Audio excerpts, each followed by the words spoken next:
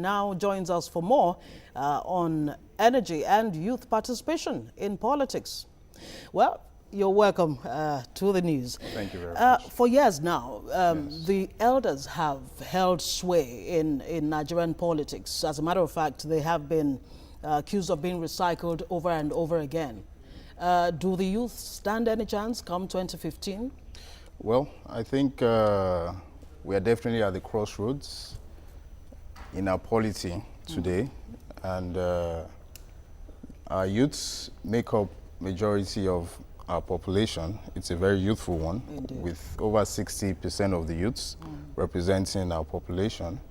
There's definitely a disconnect, as you mentioned earlier, between the older generation and the youths. And who better can really understand, the aspirations of a youth better than a youth? So I definitely agree that there needs to be more youth representation at every level of government.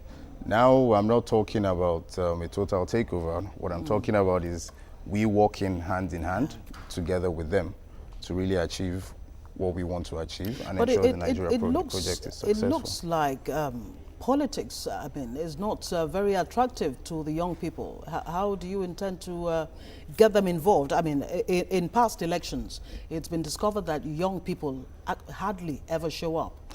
Well, I think that is changing now because the perception, before was on election day, it's just the thugs that come out. People generally used to be scared. But now with social media and, a lot of, there's more checks and balances even on the day. Hence, even these thugs would not necessarily be able to do what they would have been able to do before as opposed to now. And, the youths are really clamoring for change, and obviously they also want their votes to be recognized this time around. So definitely I think it's changing.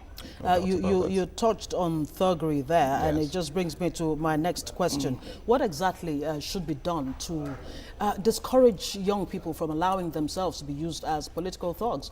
Because at the end of the day, they are the ones who stand to lose anyway. Well, I think one of the problems is the youths most times feel marginalized from the process generally. And they feel, well, if this is the only way we can participate, which is not necessarily something that is positive, then so be it. But if they can also have their own representatives, I think this ideology will change, and they will see a need for them to participate positively as opposed to negatively on the election day. But it's the elders who actually use them as thugs. It's the elders who give them money, give them guns, arms, and all of that. How are you doing anything to make the young people realize that this is not the way to go? They should not allow themselves to be used. Yes, I've gone on a few sensitization programs to really talk to youths. Part of the problems, you would also agree with me, is the high rates of unemployment.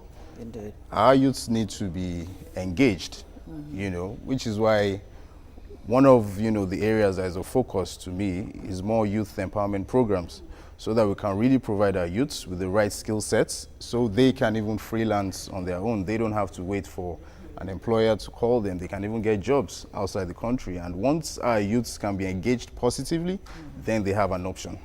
Okay, you're going to the House House of Representatives. House of Reps. Yes. Besides the rhetoric of helping to provide the basic necessities of life, what do you think you will be bringing to the table when if elected? Well, I think generally, like I mentioned earlier, there's a feeling out there of the politics being practiced not being that of politics of inclusiveness, whereby all stakeholders are involved in decision making. All stakeholders are carried along. It's my intention to practice, like I said, politics of inclusion, whereby all stakeholders are carried along.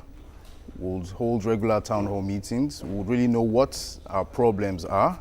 And we in the legislative, our job is more or less we are more or less the society's post office. So it is whatever we discuss in these meetings that we will take to the the National Assembly, so that the voice of the people can be heard and solutions can be preferred to some of these problems. I assume you've been working with young people, the Yes. youth. In your interactions with them, what would you say is the biggest challenge of the Nigerian youth today? The biggest challenge of the Nigerian youth, I would say, is the high level of unemployment, because most of them feel disenfranchised. They feel they've been marginalized. Jobs aren't out there for them. There's no welfare, program out there for them. So I strongly believe this is one of the greatest time bombs we sit on in this country, and the sooner we start looking for solutions and preferring solutions to these problems, the better it will be for us in this country. Well, I must say thank you very much, Mr. Segun Thank you. Akinyelure, for coming on the evening news. It's a pleasure. You are going for the House of Reps, and I wish you all the best. Thank you very much. Okay.